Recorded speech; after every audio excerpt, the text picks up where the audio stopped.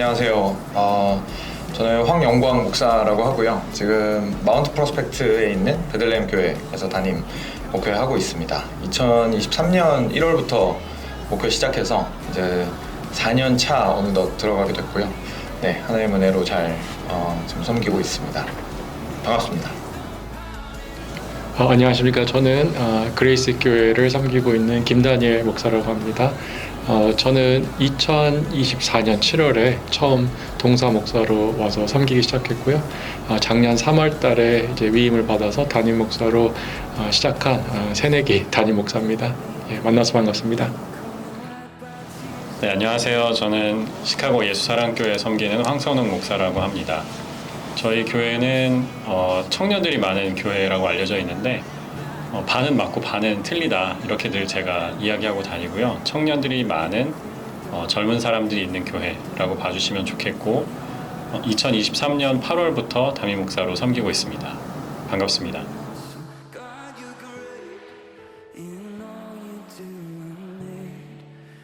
저는 특별한 괴리감은 많이 느끼지 못했던 것 같아요. 저는 이제 미국에 9살 때 와서 또 뉴욕에서 쭉 자라고 또 저희 아버지도 이민 목회를 하시고 이민 목회 현장에 계속 있어서 그랬는지 모르겠는데 크게 이민 교회가 뭐 다 비슷비슷한 어려움들을 겪고 있고 또 비슷비슷한 또 강점들도 있고 그래서 저는 크게 아직까지는 많은 차이를 그렇게 막 느끼지는 못했습니다. 예. 내시빌에서 10년 부목사 이제 전도사로 시작해서 안수받고 부목사 했었고 그래서 이민교회 목회 사실 13년 차이고 담임 목사가 된다는 부담이 더 저는 컸던 것 같아요. 교회는 다 비슷하고 또 각 교회가 처한 독특한 상황이 있지만 그 담임 목사로 섬기는 것에 대한 부담이 있었던 것 같고요. 지금은 그 담임 목사 제가 한 3년 동안은 담임 목사 놀이를 하고 있는 건가라는 생각도 했었어요. 그러다가 글쎄요, 직책이 갖는 짐이랄까 무게랄까 이런 것들을 잘 소화하려고 노력하고 있고 중요한 것은 이제 연합감리교회는 미국인 목회하는 분들도 많이 계시거든요. 결국 똑같은 것은 사람들을 사랑하는 것 그리고 하나님이 주신 일을 하는 것이라고 생각을 합니다. 저는 사실 목회 경험이 그렇게 많지가 않거든요. 목회 경험이 많지가 않고 사실상 여기 와서 거의 처음 했다고 해도 과언이 아니고요. 한국에서 아주 잠깐 전도사로 섬겼었는데 그것도 아주 작은 교회에서 정말 몇 안 되는 아이들 데리고 이제 중고등부 섬겼던 거고 첫 사역이라고 말할 게 실제 저희 교회였어요. 그래서 베들레헴 교회 와서 부교육자 생활과 유스패스터 생활을 이제 몇 년 하고 나서 이제 마침 담임 목사님 은퇴식이랑 맞물리다가 이렇게 넘어오게 됐는데 목양의 기회가 저는 개인적으로는 오히려 생각이 좀 바뀐 경우입니다. 저도 사실은 처음에 뭐 교회는 다 똑같고 사람은 어차피 다 죄인이고 어차피 복음으로 죄인들을 다가간다라는 측면에서는 제너럴하게 다 똑같다 이렇게 사실 생각을 하고 시작을 했었고요. 두 분 말씀하신 거에 너무 공감하는 게 그 담임 목회자로서의 무게 그거 감당하는데 그냥 좀 집중을 더 많이 했던 것 같고 근데 뭐 정말 아직 새내기지만 저도 근데 한 2년 차 지나면서부터 이렇게 들었던 생각은 분명히 독특성이 있긴 있는 것 같다라는 거였습니다. 그래서 왜냐하면 사람이 뭐 제너럴하게 얘기해서 일반적으로 얘기해서는 다 죄인이라고는 할 수는 있겠지만 드러나는 모습은 다 다르잖아요. 사랑하는 방법도 사람마다 좀 다를 수 있고 한 것처럼 그래서 목회 현장의 독특성이 분명히 있다고 느꼈는데 뭐 딱 한 가지만 짚어보자면 많이 있을 수 있겠지만 개인적으로는 세대 간의 격차가 모든 교회의 동일한 문제이긴 한데 그 갭이 굉장히 크다라고 느꼈습니다. 그래서 거의 이거를 어떻게 이어야 할지가 좀 과연 가능할까라는 생각이 들 정도로 그 갭을 굉장히 크게 느꼈던 게 일단 1차적인 제 좀 느낌이었던 것 같아요.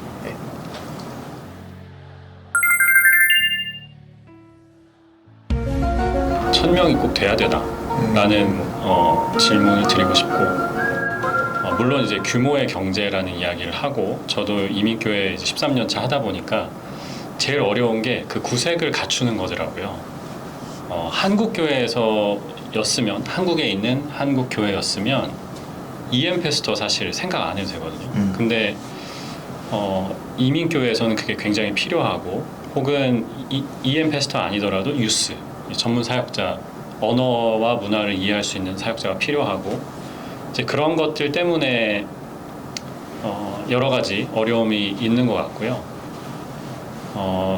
저는 이제 그 상황은 그렇고 우리가 진짜 좋은 교회가 돼야 하는 이 질문 어떻게 500명을 넘고 어떻게 1000명을 갈 거냐 어떻게 청년 목회자를 찾고 청년부를 어떻게 양육할 거냐 이것보다도 더 좋은 질문은 우리가 지금 있는 상황에서 지금 가진 리소스를 가지고 어떻게 좋은 교회가 될 수 있느냐 서로 사랑하고 서로 연합하고 그 질문이 전 더 중요하다고 일단 말씀을 드리고 싶고 청년 사역자 구하는 것은 유스 사역자 저희가 별명 유니콘이라고 부르거든요. 구할 수가 없어서 유스 사역자 그렇고 평신도 사역으로 가야 한다고 저는 생각하고 있어요. 그래서 저희 교회만 해도 청년부 간사님 2분이 계시고 한 분은 이제 대학부 1청년부라고 하는 대학부 간사님 계시고 2청년 이제 우리가 보통 말하는 청년이죠. 그 영 프로페셔널 이분들이 정말 열심히 하시고 그런 식으로 좀 사역을 진행해 가야 하지 않을까 생각하고 있습니다. 급격하게 그 데모그래픽이 많이 바뀌고 이민자들이 이제 들어오지 않고 유학생들이 오지 않는 상황 속에서 뉴욕이나 시카고나 그 청년부가 없어지는 거는 어떻게 보면 되게 자연스러운 현상이라고도 생각할 수 있을 것 같아요. 왜냐하면 그 인구가 바뀌고 있기 때문에 그래서 그거를 빨리 받아들이는 게 중요한 것 같아요. 왜 우리 교회는 청년이 없지라고 고민하지 말고 그렇다면은 청년들이 한옥권 청년들이 들어오지 않는다면 어떤 청년들이 있을까 생각해 보면 2세, 3세들이 여기 굉장히 많이 있거든요. 근데 2세들이 1세 교회 들어오는 건 장벽이 너무 높아요, 솔직히. 문화적으로 너무 차이가 많이 나고. 그래서 그런 문화적인 간격을 잘 이해를 하고 교회가 그 뭐랄까 그 문턱을 높여놨던 것들을 문화적으로 좀 낮춰줄 수 있고 1세가 많이 희생해야 되겠죠, 그렇게 하려면은. 그래서 궁극적으로는 이제 이런 미국의 이민 이런 문화나 또 이렇게 인구 이런 것들이 바뀐다는 것을 인식하면서 교회가 점점 1.5세, 2세 방향으로 계속 틀어가면서 다음 세대가 이어갈 수 있도록 해주지 않으면 제가 볼 때는 교회의 미래가 굉장히 밝지 못할 것 같다. 이거 빨리 바꿔줘야 된다, 틀을. 그래서 저희 교회 같은 경우는 이제 온 세대 인터제너레이셔널한 사역을 이제 하면서 그 방향을 좀 바꾸려고 그래서 부모 세대와 자녀 세대가 같이 예배드리면서 계속 그런 영적인 소통을 계속 하고 하면서 좀 그런 방향으로 가면서 궁극적으로 2세들 리더십이 계속 올라올 수 있도록 그렇게 하는 게 제가 이렇게 여러 고민들을 해봤는데 아직 부족하지만 제 생각에는 그 방향이 옳지 않을까 이민교회는 그러니까 저희 한인교회뿐만이 아니라 뭐 화란 교회들이나 또 이런 다른 교회들을 이렇게 봤을 때 역사적으로 그런 식으로 이렇게 바뀌어가는 건 어쩔 수 없는 것 같다는 생각이 들고 그냥 왜 이렇게 젊은 사람들이 모이지 않지라는 그런 뭐랄까요 좀 패배주의적인 생각에 사로잡히지 않았으면 좋겠다 좀 그런 생각이 있습니다. 예. 저 정확하게 두 분 말씀하신 거에 동의하고요. 제가 아까 말씀드렸던 세대 간의 간극이 크다는 게 무슨 말씀이었냐면 이 이야기가 전달이 잘 안 된다는 뜻이었습니다. 그러니까 교회가 바뀌었다라는 생각을 잘 못 하시는 거죠. 그래서 시대가 바뀌었고 기독교 인구는 줄어들고 있고 그러니까 사실 들으면 굉장히 낙심되는 얘기들이거든요. 기독교 인구 줄고 있고 뭐 출생아 수도 줄고 있고 기존 교회는 고령화되고 있고 뭐 이미 잃어버린 40대 30대는 찾을 길이 없고 사실 현실을 얘기하면 그 누구도 듣기 싫죠. 근데 현실이거든요. 그래서 근데 그 현실을 공유하기가 좀 힘들더라고요. 그래서 저희는 이제 40대 목회자로서 제 생각에 오늘도 좀 확인이 된 것 같은데 앞으로의 남은 날들에 사역해야 될 게 사실 보이는 거잖아요. 그러니까 앞으로 나아갈 사역의 그 날들을 기억해 보자면, 생각해 보자면 말씀하신 대로 이런 방법밖에 없는 거예요. 어차피 유스 지금 그 신학교도 아시다시피 여기 트리니티도 지금 이제 캐나다로 옮기게 되고 신학교의 신학생도 줄고 심지어 신학교 자체도 줄고 있는 상황에서 결국은 평신도 훈련으로 들어갈 수밖에 없고 당연한 거지만 그리고 저희들도 유스 페스터를 모으는 것보다는 일단 안에 있는 리소스들을 최대한 활용을 해서 하나 되게 만드는 것이 굉장히 중요하고 꼭 그게 1000명이라는 숫자를 달성하지 않더라도 그 안에서의 단단함과 튼튼함이 있는 교회가 되는 것이 무엇보다 중요하다라는 생각을 저도 너무 많이 하고 있었고 예, 그렇게 생각이 되는 것 같습니다. 근데 다들 이 얘기까지만 들으시면 동의를 하시거든요. 좋죠. 뭐 튼튼해지자는지 싫어하는 사람 어디 있겠습니까? 근데 그 기존의 교회 성장의 패러다임을 내려놓는 건 많이 힘들어 하시더라고요. 그래서 그 부분의 갈등이 좀 큰 것 같습니다. 네.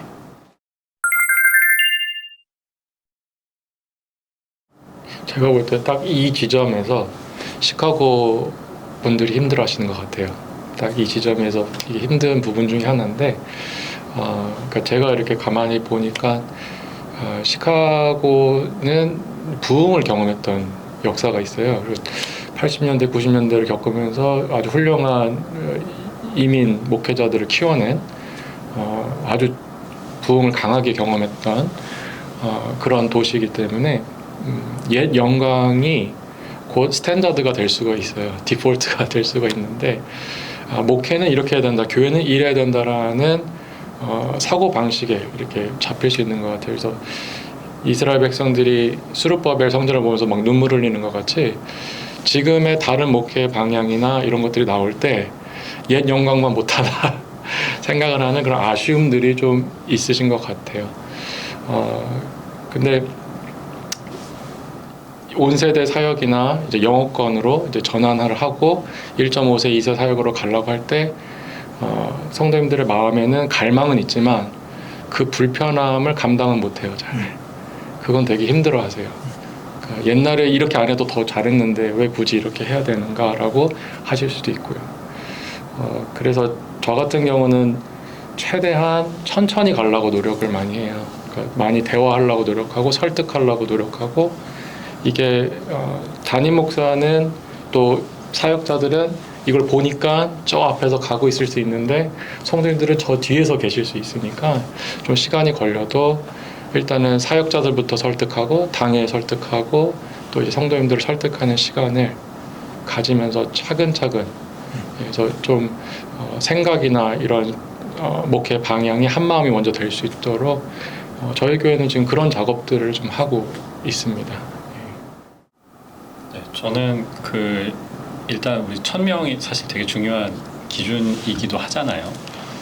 근데 그 시카고는 도시 개발 이 발달 과정을 보면 제가 볼 때 그 1000명 정도의 메가 처치를 이렇게 브리드할 수 있는 상황은 아니에요.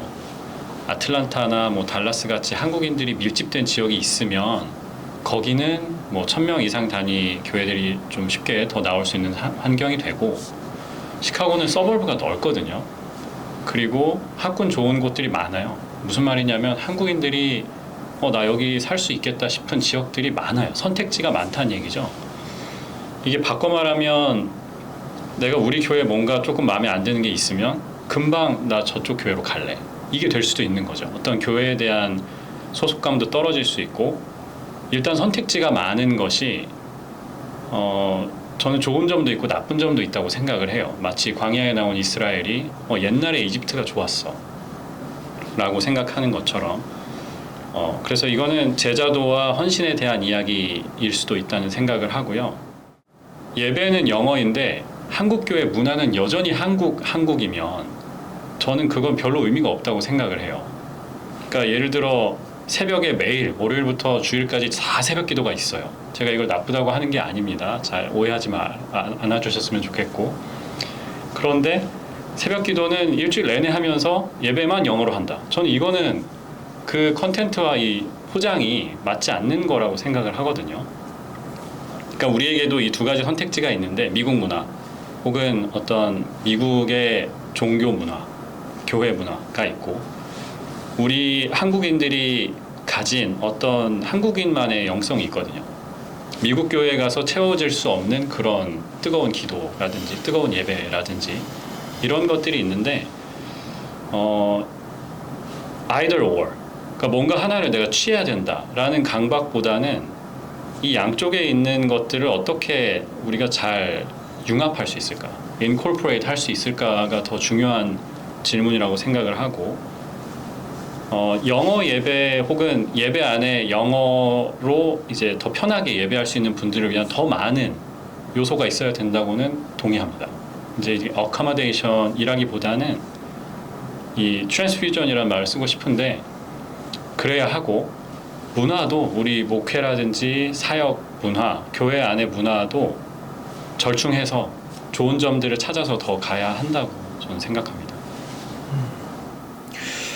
저는 조금 구체적인 얘기만 조금 해보자면 말씀하신 대로 저도 완전히 영어로 돌리는 거는 좀 힘들 것 같아요. 지금 일단 시대 자체도 사실 굉장히 그 문화의 특수성을 강조하는 시대거든요. 저희 뭐 이제 K 붙으면은 난리 나는 건 이미 뭐 비밀이 아니잖아요. 그러니까 더 이상 그 완전히 그러니까 영어라는 것은 결국 외부로 나가기 위한 수단인 거지 자기 정체성을 영어로 세우는 건 사실 문제가 좀 있다고 생각을 합니다. 그러니까 우리가 한국 문화를 가지고 있는 것에 대한 자부심을 오히려 키워줘야 되는 때라고 저는 생각을 하고 제가 사실 조금 제가 놀랐던 거는 저는 어릴 때 중국에 있었거든요. 그러니까 해외 생활들을 이렇게 저렇게 하고 그리고 유럽에 있는 한인교회 뭐 이런 데도 가보고 하면 여기 와서 사실 좀 놀랐던 게 한인 문화 보존이 잘 안 된다라는 거에 사실 좀 놀랐어요. 그러니까 교회가 땡스기빙은 지키는데 추석은 아무도 신경을 안 써요. 그러니까 예를 들자면 그런 단적인 것들부터 시작해서 그러니까 뭔가가 좀 이 외부에서 들어온 사람 입장에서는 한국 사람인가? 라는 느낌을 좀 받게 되는 부분들이 분명히 있었거든요. 근데 이전 컨텍스트에서는 저는 충분히 이해합니다. 미국 사회에 들어갔어야 했기 때문에. 근데 지금은 저는 아이들부터 일단 태도가 다르거든요. 옛날에는 뭐 한국인인 걸 숨기고 싶었다면 김치 냄새 날까 봐 숨겼다면 지금은 뭐 오히려 자랑거리가 됐고 그런 시대를 살아가고 있는 입장에서는 저희는 어떻게 하면 잘 드러내고 딜리버리하고 그리고 다양함을 억셉트할 것인가의 문제이지 우리의 한국인 됨을 자꾸 숨기거나 뒤로 밀어내는 거는 좋은 방법은 아닌 것 같습니다.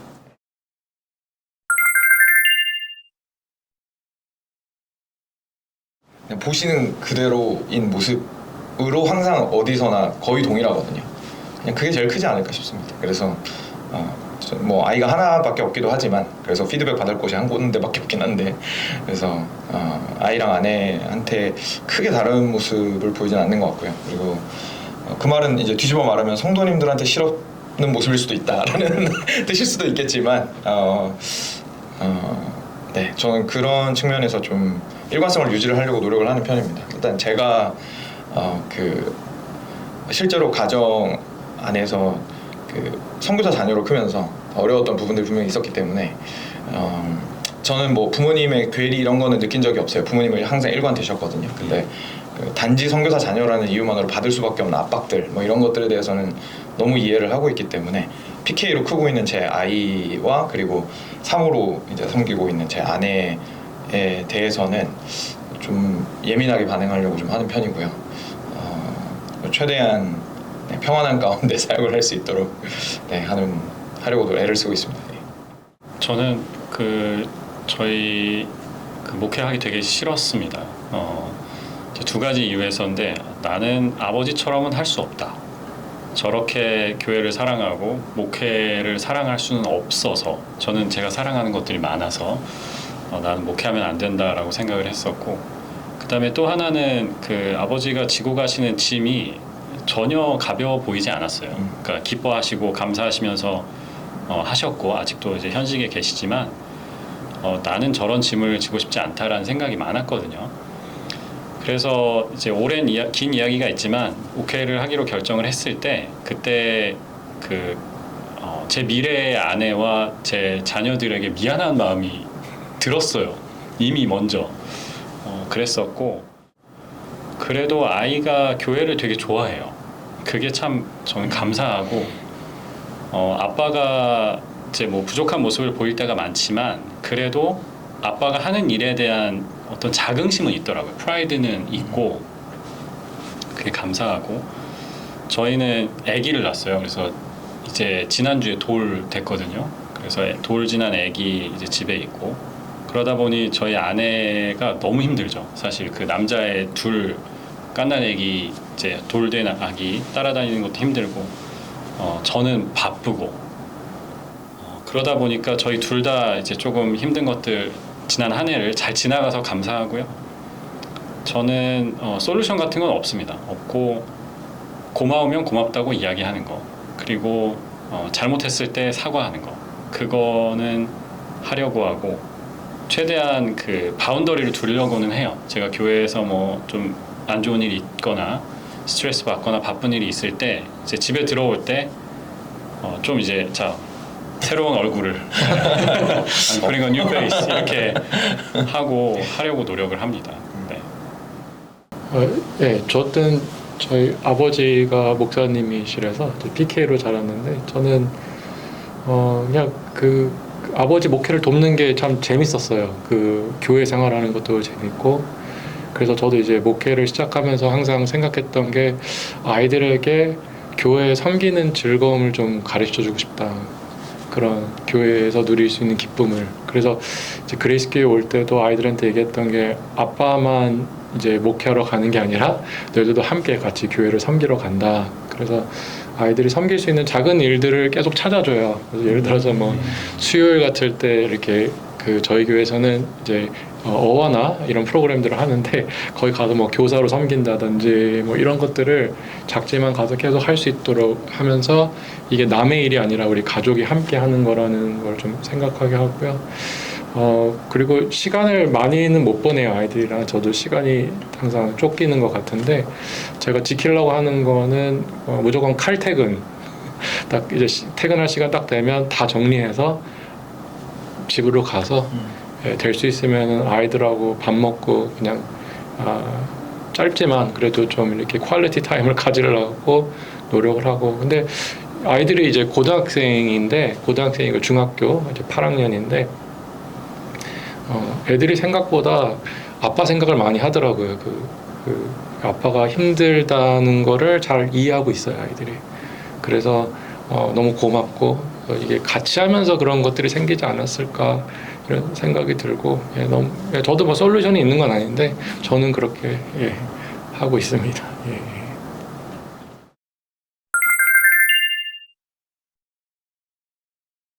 교회가 가졌던 그 렐러번시가 많이 없어진 시대예요. 이민교회는 7, 80년도에 그때 이제 세컨 웨이브 그 사람들이 올 때, third wave 죄송합니다. 네, third wave 사람들이 올 때 그때 먹고 사는 게 가장 큰 그 컨선이었어요.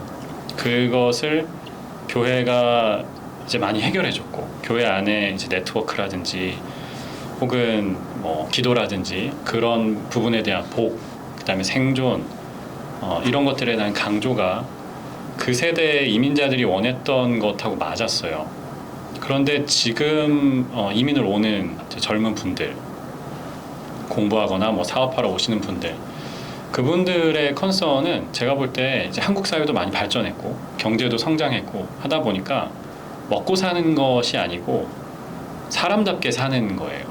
그러니까 예수님이 말씀하신 그 풍성한 삶, 내가 온 것은 양에게 생명을 얻게 하고 더 풍성히 얻게 하려 합니다. 이 풍성한 삶을 사람들이 원하는 것 같아요. 이제 그런 부분에서 교회가 풍성한 삶에 좀 방해가 되고 있는 부분도 없지 않다고 생각을 해요. 너무 주일에 와서 열심히 막 사역을 해야 되고 평일에도 교회에 계속 와야 되고 이런 것들이 저는 오히려 그 풍성한 삶에 좀 방해가 되는 부분도 있다고 생각을 합니다. 그래서 변화는 불가피해요. 이민자 수는 줄고 있고 오히려 살던 분들도 역이민 한국에 돌아가는 상황이고 우리 자녀들은 한인교회에 다시 돌아오지 않고 변화는 불가피하고 그 변화를 10년 뒤에 혹은 20년 뒤에 제 사역을 통해서 하나님께서 교회가 그 변화들을 잘 지나갈 수 있게 하셨으면 좋겠다라는 소망이 있고 저는 남는 거는 사람밖에 없다고 생각해요. 그래서 지금 제가 같이 목회하고 있는 사람들, 하나님께서 우리 시카고 예수사랑교회 그 케어 안에 붙여주신 분들을 어떻게 더 신실한 하나님의 사람들로 만들 거냐. 그게 제 제일 큰 소망이고, 그것을 위해서 그래서 10년 뒤에 20년 뒤에 교회에 뭐 어떤 변화가 있는다 할지라도 우리 같이 섬겼던 그 사람들만큼은 어디에 있든지 정말 신실한 하나님의 사람들로 살게 하는 것, 이게 제 작은 소망입니다.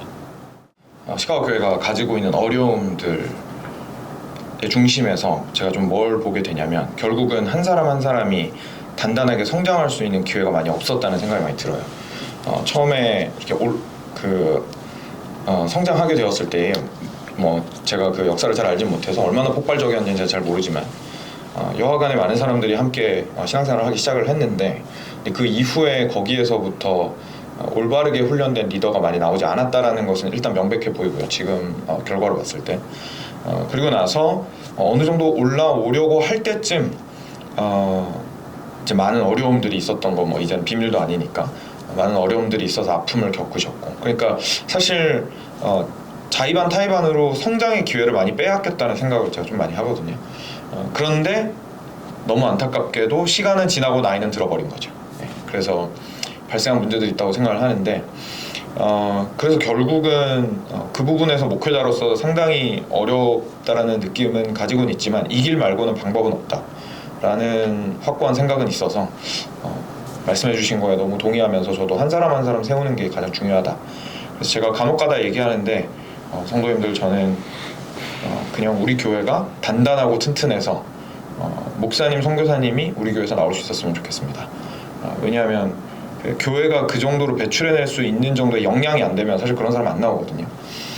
그러니까 그냥 단지 받아가지고 키우고 이 수준이 아니라, 우리 교회에서 성장한 사람이 목사로 헌신하고 선교사로 나가고 평신도 사역자로서 헌신되게 일할 수 있고 하는 것만 저희가 주님께서 주신 범위 안에서 감당할 수만 있다면 저는 뭐 너무 사실 만족하면서 감사하면서 주님 앞에 갈 수 있을 것 같습니다. 변화는 피할 수는 없는 것 같아요. 변화는 피할 수 없고 계속 발전해 나가야 되고, 사역의 모습들이 근데 저희가 고민하는 거는 좋은 비전을 따라가는 것보다 더 중요한 건 지금 나에게 보내주신 양떼를 잘 이해하고 그 양떼를 잘 보는 목회를 하는 게 더 중요하다고 생각하고요.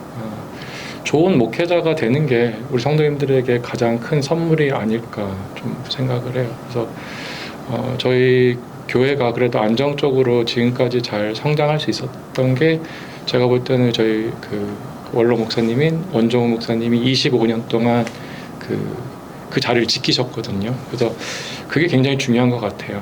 그러니까 그 목회자가 흔들리지 않고 그 자리를 성도님들을 위해서 지켜주고 버티고 가는 좋은 목사가 되면 좋은 제자들이 나올 수 있다고 생각해요. 그래서 나부터 좋은 제자가 돼야겠다, 좋은 목사가 돼야겠다. 그게 성도님들한테 가장 좋은 선물이 아닐까 생각합니다. 위임식하면서 성도님들한테 드렸던 말씀이 있습니다. 마무리하면서 짧은 인사 드리고 마무리하면서 우리 목숨을 걸고 예수님을 사랑합시다 라고 말씀을 드렸었는데, 저는 정말 그거 말고 없다고 생각을 하고요.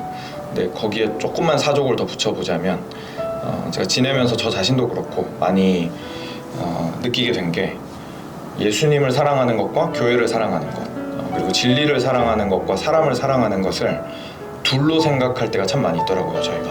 근데 그건 둘이 아니라 하나라는 걸 좀 기억하고 예수님을 목숨 걸고 사랑했으면 좋겠습니다. 하루하루 버티고 사는 게 너무 힘들죠. 신앙인으로 사는 게 너무너무 힘든데, 우리가 섬기는 하나님은 살아계신 하나님이기 때문에 하루하루를 하나님과 동행하는 그 거창한 뭔가 큰 비전이 아니라, 오늘 나에게 주시는 그 부르심과 소명에 따라서 살아가는 것, 그 말씀 안에서 주님과 동행하는 삶을 사는 게 가장 행복한 삶이 아닌가 생각하고요. 그렇게 가다 보면 주님께서 원하시는 자리에 내가 서 있는 날이 오지 않을까 그런 생각이 듭니다. 그런 위로와 또 격려를 드리고 싶습니다. 제가 엉뚱한 목사라고 생각하면서 살고 있거든요. 그래서 저희 시카고 예수사랑교회 성도들이 엉뚱한 목사를 사랑해 주셔서 너무 감사하다는 말씀을 먼저 드리고 싶고요. 올해 저희 주제가 제자도입니다. discipleship이고 이제 그 프레이즈는 less of me라고 했어요. 나를 좀 내려놓고 예수님으로 더 채우는 한 해가 되자. 근데 이 주제가 굉장히 부담스러운 주제이기도 해요. 가장 소중한 시간도 돈도 재능도 꿈도 내려놓아라. 이제 그 말씀을 드리면서 올 한 해 가고 있는데 저는 올해 지나면서 우리 교회 전체가 예수님을 따라가는 것이 참 기쁜 일이구나, 참 복된 일이구나 이것을 깨달았으면 하는 소망이 있어요. 우리가 뭔가 어떤 레벨업을 한다 이런 것보다 그 제자의 길을 걷는 기쁨 그리고 그 안에 약속된 복을 누리는 것이 더 중요하다고 생각하고 있고요. 그래서 올 한 해 제자된 길을 가면서 그 기쁨과 복을 누리고 나누는 사람들이 되는 것 우리 그런 한 해를 같이 만들어 갔으면 좋겠습니다. 감사합니다.